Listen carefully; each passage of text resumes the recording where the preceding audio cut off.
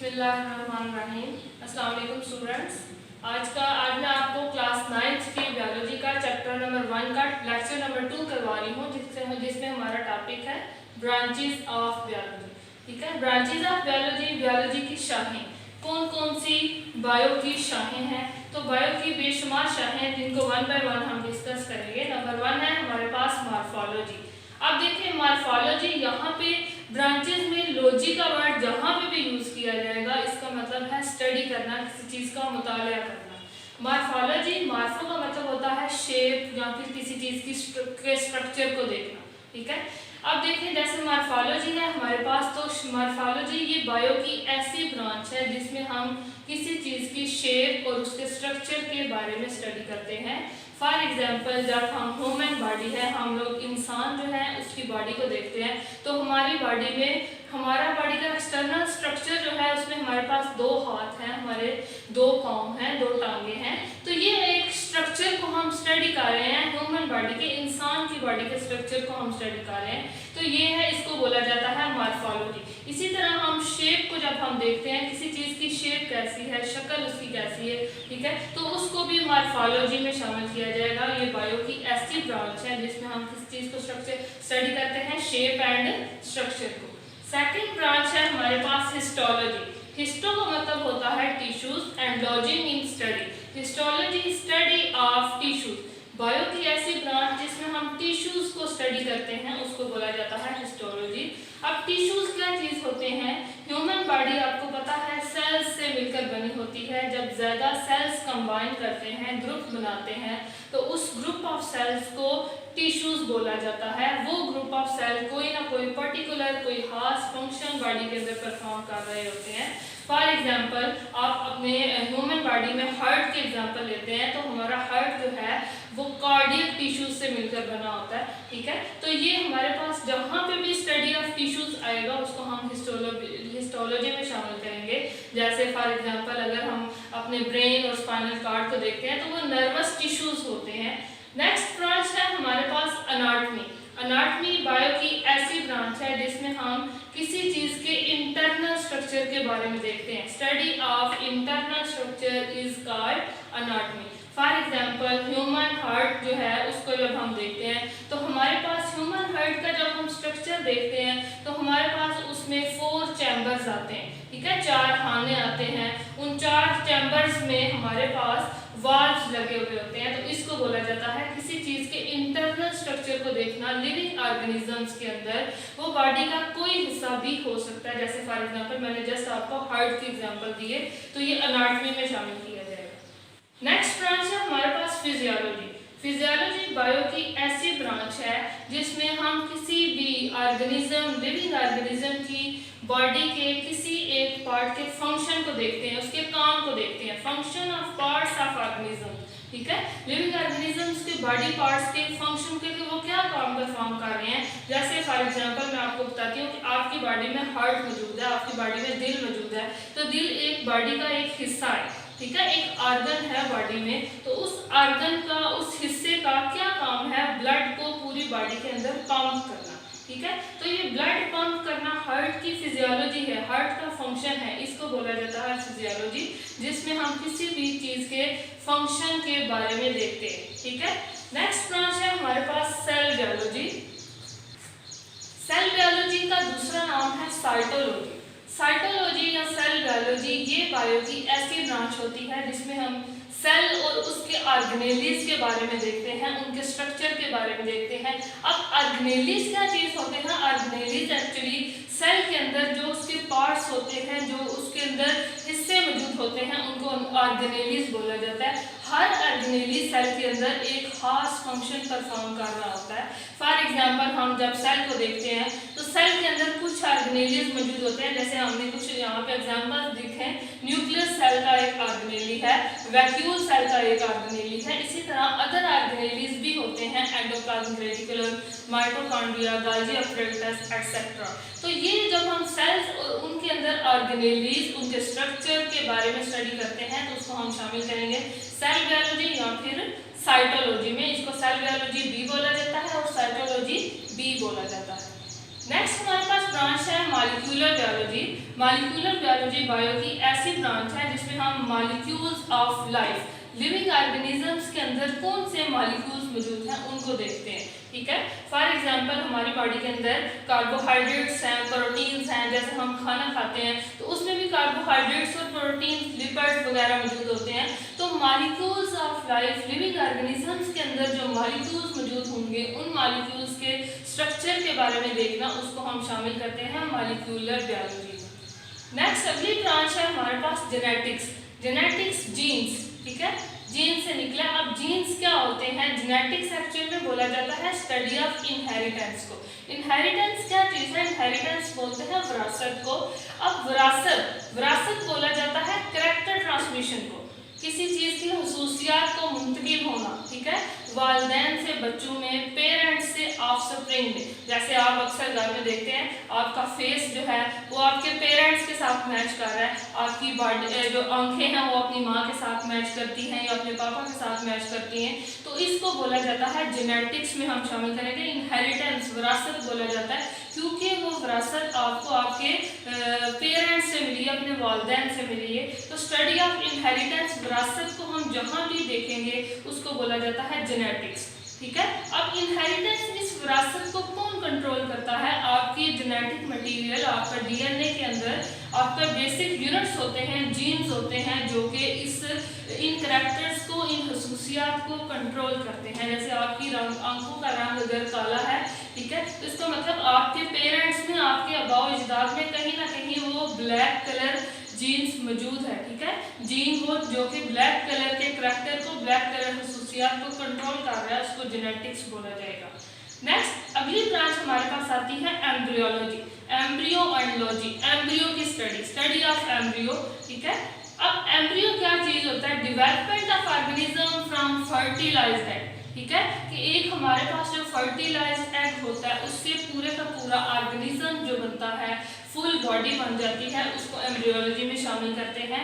अब ये fertilised egg से लेकर एक फुल ऑर्गेनिज्म बनने तक दरमियान में जितनी भी स्टेजेस आती हैं वो सारी की सारी स्टेजेस एम्ब्रियोलॉजी में इंक्लूड की जाएंगी। आपने अक्सर देखा होगा घरों में मुर्गियां लोग रखते हैं, ठीक है, तो उनके अंडों से चूजे निकलवाए जाते हैं। तो एक्चुअल में वो जो हम अंडे रखते हैं मुर्गियों के, वो मुर्गियों के जो अंडे हैं वो एक फर्टिलाइज्ड एग है और उस एग से जो है पूरे का पूरा जो चूजा निकलता है, चूजा बनने तक, फर्टिलाइज्ड एग से लेकर पूरा चूजा बनने तक दरमियान में जितनी भी स्टेजेस आती हैं वो सारी की सारी एम्ब्रियोलॉजी में इंक्लूड की जाएगी। नेक्स्ट हमारे पास ब्रांच आती है टैक्सोनॉमी। टैक्सोनॉमी ये बायो की ऐसी ब्रांच होती है जिसमें हम लिविंग ऑर्गेनिजम्स को ग्रुप्स में डिवाइड करते हैं और उनको कोई स्पेसिफिक नेम, उनको कोई साइंटिफिक नेम देते हैं रूल्स के अकॉर्डिंग। ठीक है, अब इनको लिविंग ऑर्गेनिजम्स को साइंटिफिक नेम देने के कुछ रूल्स होते हैं। ठीक है, उन रूल्स के अकॉर्डिंग उनको नेम दिया जाता है। फॉर एग्जांपल देखें, हम लोग ह्यूमंस हैं तो हम लोग एक सेपरेट कैटेगरी में हैं, हम लोग एक सेपरेट ग्रुप में हैं। किन कैरेक्टर्स की बेस पे कि हम लोग हेटेरोट्रॉफ्स हैं, अपने फूड के लिए दूसरों पर डिपेंड कर रहे हैं। हम लोग यूकैरियोट्स हैं, हमारी बॉडी के अंदर न्यूक्लियस मौजूद होता है। ठीक है, सेल्स के अंदर न्यूक्लियस मौजूद होता है। हम लोग मल्टी सेलुलर हैं। क्यों मल्टी सेलुलर है? हमारी बॉडी एक से ज्यादा सेल्स पर मुश्तमिल होती है। ठीक है, तो इन कैरेक्टर्स की बेस पे ऑर्गेनिजम्स को एक ग्रुप में रखा जाएगा।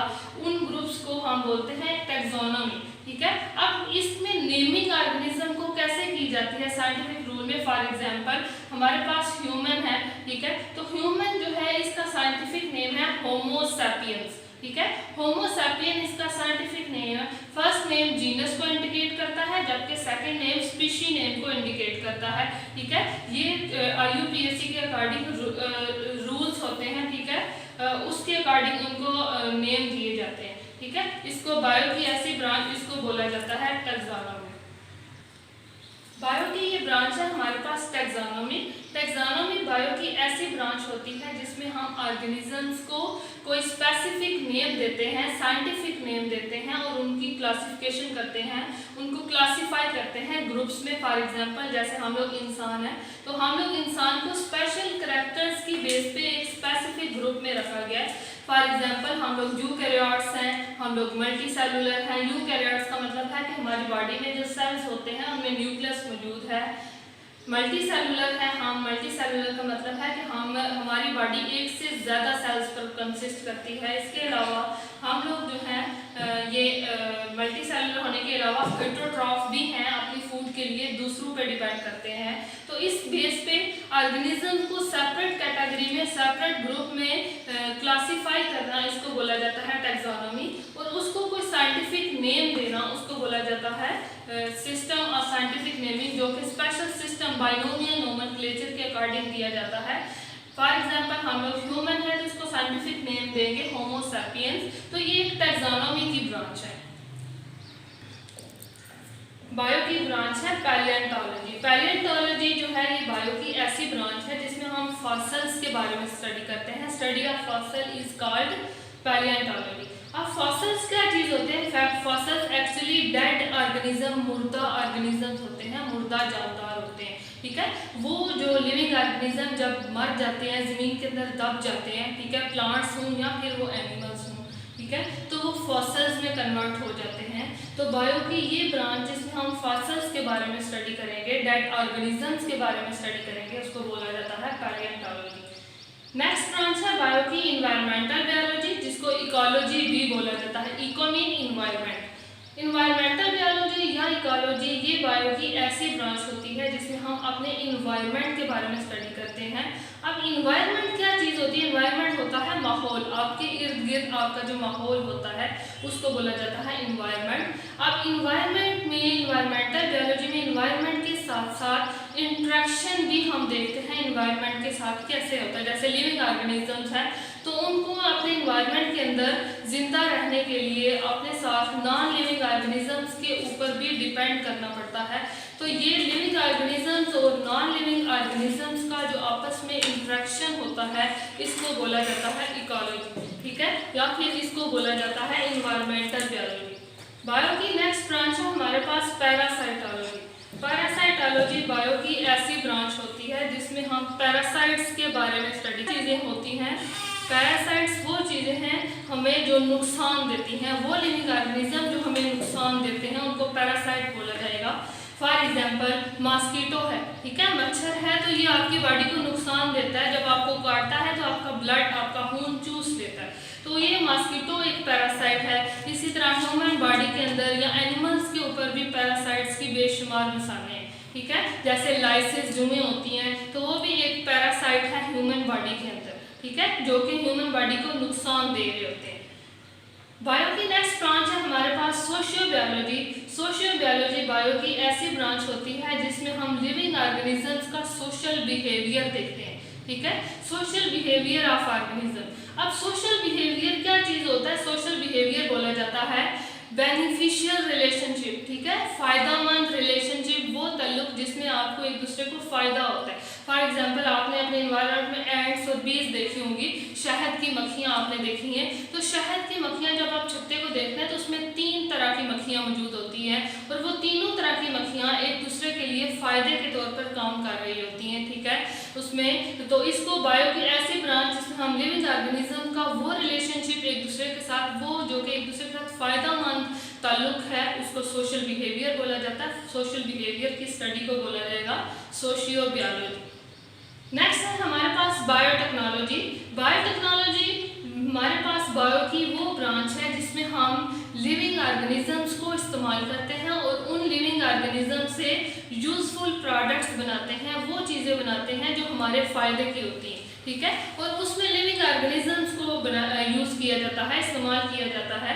इसको बायोटेक्नोलॉजी बोला जाएगा। फॉर एग्जांपल आप घर में योगर्ट, दही बनाते हैं, ठीक है, तो वो माइक्रो ऑर्गेनिजम्स की हेल्प से बनता है, तो इसको बायोटेक्नोलॉजी बोला जाएगा। इसके अलावा आपने अक्सर सुना होगा इंसुलिन जो है वो बनाई जा रही है, शुगर के जो मरीज हैं उनको इंसुलिन के इंजेक्शंस लगाए जाते हैं, तो वो इंसुलिन भी माइक्रो ऑर्गेनिजम्स को इस्तेमाल करके बनाई जाती है। उसको बोला जाता है कि ये बायोटेक्नोलॉजी की एक टेक्निक है जिसमें हम लिविंग ऑर्गेनिज्म को इस्तेमाल करके ह्यूमन बॉडी के लिए या लिविंग ऑर्गेनिज्म के लिए कोई फ़ायदेमंद कोई चीज़ ऐसी बना रहे हैं जो कि उनको फ़ायदा दे रही है। बायो की नेक्स्ट ब्रांच है हमारे पास इम्यूनोलॉजी, ठीक है। इम्यूनोलॉजी बायो की ऐसी ब्रांच होती है जिसमें हम इम्यून सिस्टम के बारे में पढ़ते हैं। अब इम्यून सिस्टम क्या चीज़ है?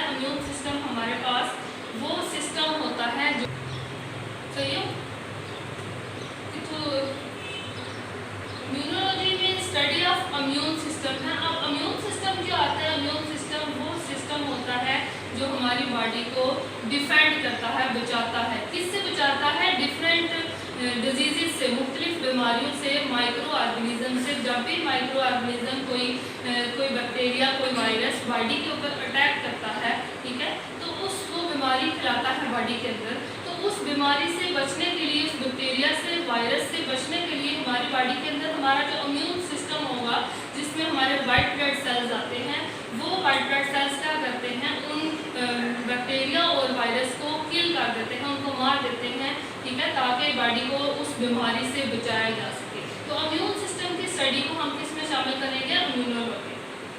नेक्स्ट है हमारे पास एंटोमोलॉजी। एंटोमोलॉजी बायो की ऐसी ब्रांच होती है जिसमें हम इंसेक्ट्स के बारे में, कीड़े मकोड़ों के बारे में जानते हैं, ठीक है। तो अब बायो की वो ब्रांच जिसमें हम इंसेक्ट्स के बारे में देखेंगे, उसको एंटोमोलॉजी बोला जाएगा। अब इंसेक्ट्स क्या होते हैं?